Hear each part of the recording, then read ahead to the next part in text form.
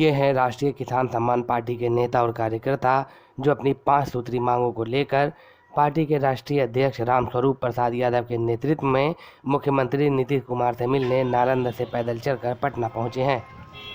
हालांकि पुलिस प्रशासन ने सभी प्रदर्शनकारियों को गर्दनी बाग स्थित धरना स्थल के पास रोक दिया। प्रदर्शनकारियों के पास अनुमति नहीं होने के कारण उन्हें धरना स्थल पर भी बैठने से मना कर दिया गया। इस अवसर पर मीडिया से बातचीत करते हुए पार्टी के राष्ट्रीय अध्यक्ष रामस्वरूप प्रसाद यादव ने अपनी मांगों को लेकर क्या कुछ कहा, आइए हम आपको सुनवाते हैं। हम लोग नालंदा से आ रहे हैं और बिहार का एक किसान है। हमारी पार्टी है राष्ट्रीय सम्मान किसान पार्टी और मैं उसका प्रेसिडेंट हूँ। किसानों के मान सम्मान के लिए हम लोग नालंदा से पद यात्रा निकाल करके माननीय मुख्यमंत्री महोदय, जिनका गृह जिला नालंदा है और हम भी नालंदा के ही रहने वाले हैं, वहाँ से हम लोग पिछले 5 दिनों से पैदल यात्रा करके अपनी 5 मांग जो है उसको रखने के लिए माननीय मुख्यमंत्री जी के पास जा रहे हैं। और जिसका सूचना हम लोगों ने वहाँ से चलने से पहले और कल मुख्यमंत्री सचिवालय को भिजवा दिए थे और वहाँ से रिसीविंग भी हम लोग को मिल गया है। तो हम लोग चाहते हैं, एक संकल्प लिए थे नालंदा के और हरनौद वगैरह जितना भी किसान है, हम लोग एक संकल्प लिए थे कि नालंदा से पैदल चलकर माननीय मुख्यमंत्री जी के हाथ में ये जो किसानों से अत्यंत ज़रूरी मांगे हैं इसको उनके हाथ में सौंपना है। तो नालंदा से पैदल चलने वाला संकल्प तो हम लोग पूरा कर लिए, क्योंकि ये हम लोग के ऊपर निर्भर था।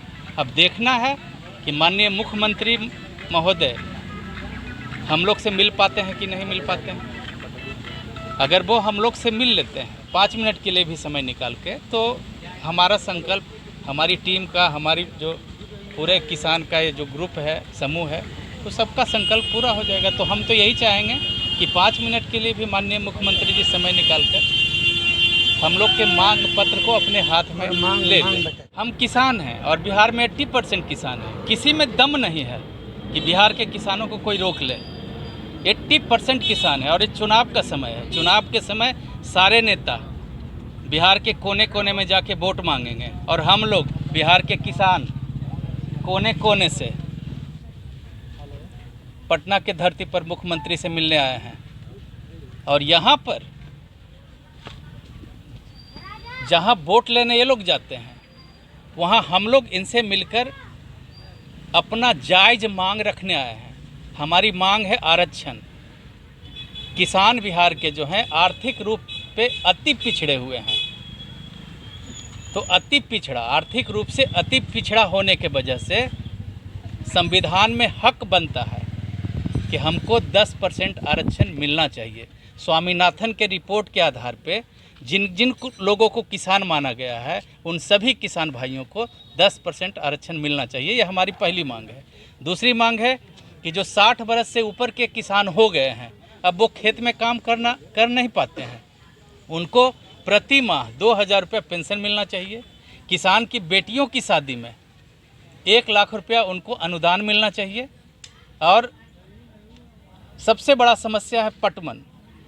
हर खेत में आसानी से पानी पहुंचा दिए जाए ताकि हम किसानों का कोई भी फसल अगर लगाए तो पैदा बढ़िया उपज जाए। और एक और मांग है कि जो छात्र हैं बिहार के बाहर नौकरी वास्ते अगर प्रतियोगिता परीक्षा देने जाते हैं तो बहुत कठिनाइयों का सामना इनको करना पड़ता है। इनको राज्य से बाहर जाते समय 2000 रुपया इनको दिया जाए। हमने कोई असंभव और गैर जरूरी मांगे नहीं रखी है। हमने जरूरी और संभव होने वाली मांग बिहार सरकार से की है। और ये कोई भीख नहीं है।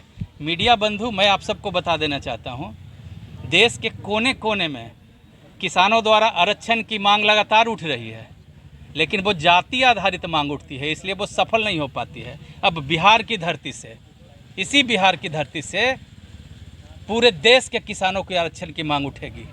और स्वामीनाथन के रिपोर्ट में जिन जिन लोगों को किसान माना गया है वो सभी किसानों के लिए हमारी पार्टी आरक्षण की मांग करेगी। कोर्ट में, संविधान में अधिकार दिया हुआ है कि अगर हमारा कोई हक नहीं देता है, पहले हम मांगेंगे, प्रेम से मांगेंगे। अगर हमारा अधिकार हमसे कोई छीनने का प्रयास किया या नहीं दिया तो फिर जनहित याचिका हाई कोर्ट और सुप्रीम कोर्ट में डालेंगे। ब्यूरो रिपोर्ट, जागता हिंदुस्तान, पटना।